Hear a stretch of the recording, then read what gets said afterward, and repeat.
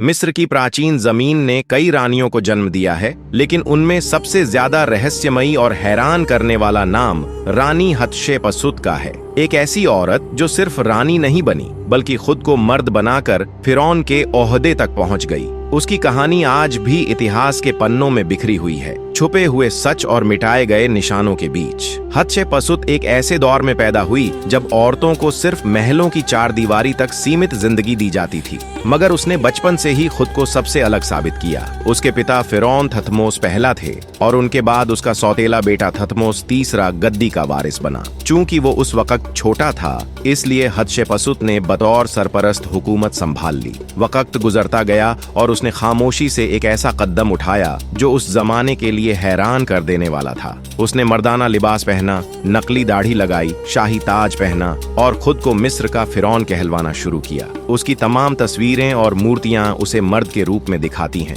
उसने खुद को खुदा का नुमाइंदा बताकर लोगों के सामने पेश किया। लोग हैरान थे, एक औरत जो खुद को फिरौन कहती है। हतशेपसुत ने न सिर्फ अपना ओहदा बदला, बल्कि हुकूमत करने का अंदाज भी।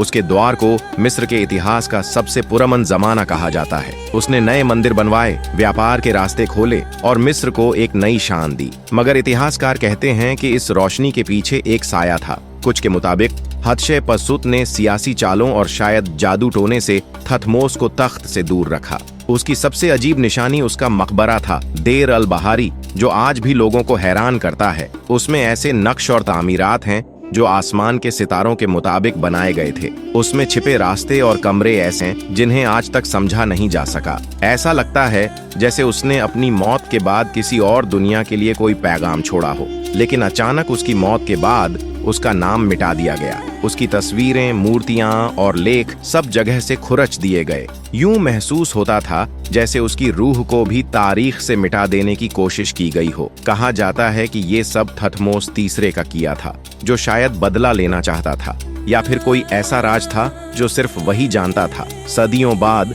2007 में वैज्ञानिकों ने दावा किया कि हतशेपसुत की मम्मी मिल गई है, लेकिन वो मम्मी जैसे किसी कैद में थी। टूटे हुए दांत, जिस्म में अजीब केमिकल और स्याही में लिपटे हुए निशान, जैसे उस पर कोई प्राचीन श्राप हो, कोई बद्दुआ जो उसकी कब्र तक उसके साथ चली गई हो।